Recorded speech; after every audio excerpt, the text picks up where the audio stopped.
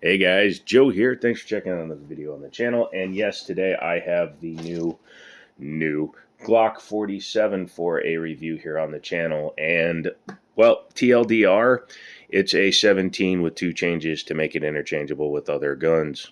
Thanks for watching. Don't forget to get subscribed, like, comment, share, all that stuff down below. And, well, never mind. Sorry. We are going to take a look at it, but I just think this is a pitiful money grab that's actually worse than the Glock 44. But we'll go over it because it's kind of important in how they're going to just kind of take you and, you know what I mean? Inside the box, you do get a firearm, so at least they did that. And as you can see, it is clear. So we're going to set that aside. You get 3 magazines, a couple of back straps, your gun lock, and your cleaning tools. Very standard Glockish stuff, and yay. So if you've seen one Glock box, you've seen them all. So we can set that aside for now and come back to the firearms. What is the Glock 47? As I said in the beginning, it was kind of a joke, but not really. It's a 17 MOS on a 45 frame that can actually be used with smaller frames. Okay, for the comparison in today's video, we have a Gen 5 Glock 19. These both came from Liberty Arms, so if you want both, you'll need both in order to get the full functionality and modularity out of that one. So hit them up, say, hey man, I need both guns because that's the way Glock decided they wanted my money. So this is a Gen 5 Glock 19. This is a Gen 5 Glock 47. Set you aside for now. We'll get back to you. Let's take a look around the exterior. Externally, it looks just like a Glock 17 on a Glock 45 frame because it's literally all it is. Has the standard Gen 5 grip module, so you have your pyramid grip, which actually feels pretty good in the hand. I usually get all of my guns stippled, but if I had to run it, I could very easily. Has the Gen 5 front and rear slide serrations, which are nice. Allows you to press check very easily. Has the ambidextrous slide lock slide release, which is usable for a lefty. Sometimes that's just vestigial, and we don't care for that.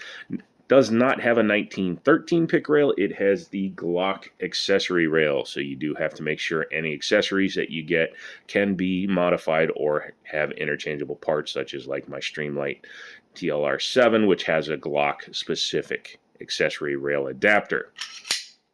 Why they haven't gone to 1913 rails, I don't know. Ask Apple why they kept using proprietary chargers forever. It's just what they do. Once Gaston passes on, I expect there to be a few changes. Has a 4.5-inch DLC coated barrel. I believe it's DLC coating on these guys. The finish usually lasts really well on the outside, but the barrel always wears off. Has your standard U-notch U-notch front dot sight, which is easy enough to pick up, but it looks like crap and it's made out of plastic, so change those out right away. I do respect that they leave it that way because at $640, they'd have to be over $700 to add a set of night sights out of the box, or you can just go to Amazon, get a set of excess night sights, which I believe are in my descriptions, and change those out yourself. The important thing on the 47 is they are all MOS cut. If you get a 47, it's an MOS, period. That was done at the request of the Border Patrol, according to documentations I've found. So they wanted an MOS gun, and they wanted the functionality that this gun has, out of the box with a Glock warranty. So, yeah, it's got the smaller footprint on there, so you'll be running a mini red dot, or you'll need adapters for other brands. Has the standard flared bottom to the mag, but a very, very minimally flared mag well. But still, it is a Glock, so if you hold your magazine right, they will go in no problem. Magazine release is reversible, but who cares? I would just change that out anyways for something else when I do the upgrade to the trigger. Speaking of the trigger, somebody mentioned, or somebody tried claiming these had a different trigger in them. No. Same take up. You can feel it. You can see the wall, but then there's more pull. You can see I have to pull it a few extra millimeters, and then the reset feels exactly the same.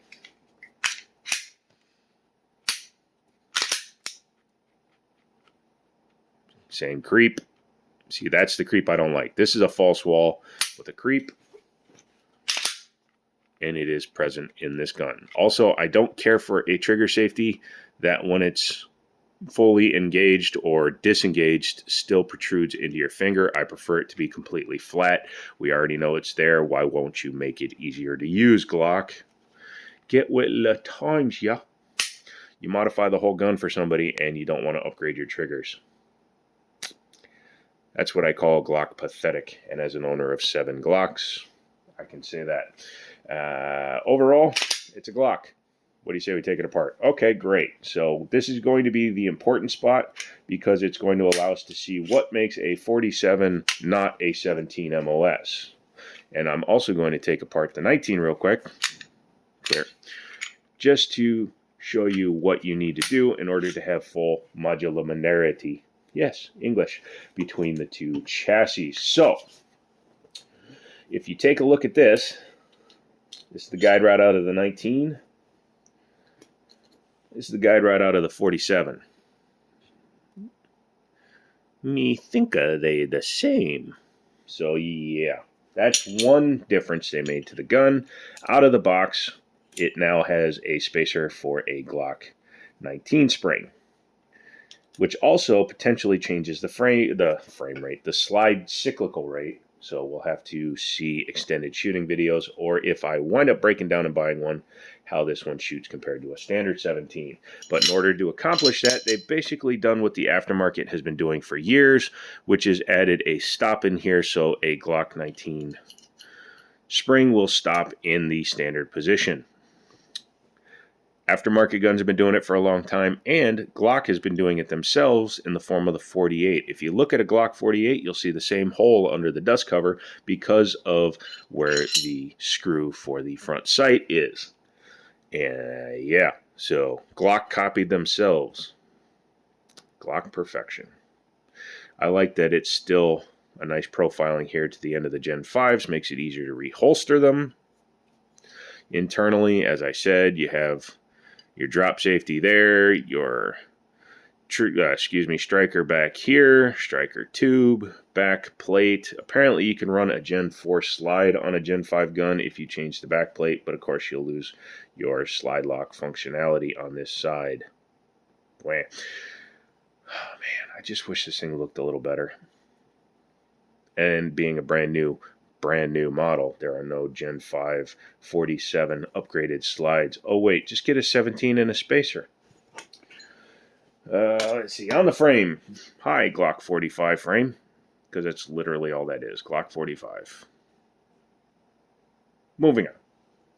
The party piece for the 47, which by the way, they should have named it a 46 because you take a 17 and a 19 to build this gun, but you know, Glock and numbers.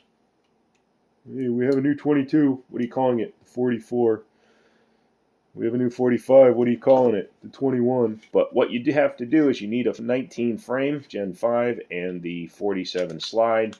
Take it, put them together, and blow and hold, you have a Glock 19L, or a 47 short, or a dumb marketing grab from a company named Glock. If you need to, you could always, just so you don't misplace your slide, take your 19 slide, put it on your 45 frame, and I now have a 45 with crappier sights. I'm sounding a little bit down on this gun, and there's a very good reason for that. It's not new. It's not innovative. There's nothing special about this gun, which is why Glock also released it to the public earlier than they planned on. Original statements were that it was going to be an LEO-only gun for a little while, and then they would release it to the public. But I'm sure the Border Patrol saw it, laughed their asses off, and said, bro, you can release it to whoever you want because it's not a new gun. Here at the Jiminy Show, I am not beholden to any individual manufacturer of firearms, products, or even opinion. So when I say something, it's because I literally feel it in my bones. And again, I'm a very big gun enthusiast at about 6'4", but I like guns. I know these guns will shoot. I know these guns do shoot. I'm building my own custom 1911X because, you know, it's something a little bit different. However, at the end of the day, the only people that should be buying a Glock 47 with the MOS cut on it is people that do not have a 17 or that have a 19, pardon me, and they're thinking about the 17, because the 47 is also going to supplant the 17 in the lineup. So yeah, this is becoming the new 17. It's what the 17 should have been its entire life, but at least now they're finally admitting it and getting to it. I just wish they wouldn't say this was an all-new gun. If they did something different with the barrel, I can't see it visually. If they did something with the trigger, I can't feel it physically. All I can tell you is that they changed two obvious things with the gun in order to make it work with a smaller frame. To that I say, whatever. If you like this video, don't forget to get subscribed. I know it was a little bit of a buzzkill, especially for you Glock fanboys, which are going to flame me in the comments, but I would like to hear from you if you're planning on buying one of these, if you are only going to buy them because you already have this one and it's the only reason to buy this one, or if you just want this one to have a full-size 19, whatever you want to call it. The Glock 47 by Glock. When Glock is Glock, a Glock is a Glock. We have Glock at home. Glock is Glock. I'm out of here. I'm going back to bed for an hour or two, and then I have to go to the store and sell Glock 47s and try to smile as I say it's a new gun. So if you ever want to send me a T&E gun, Glock, talk to you later.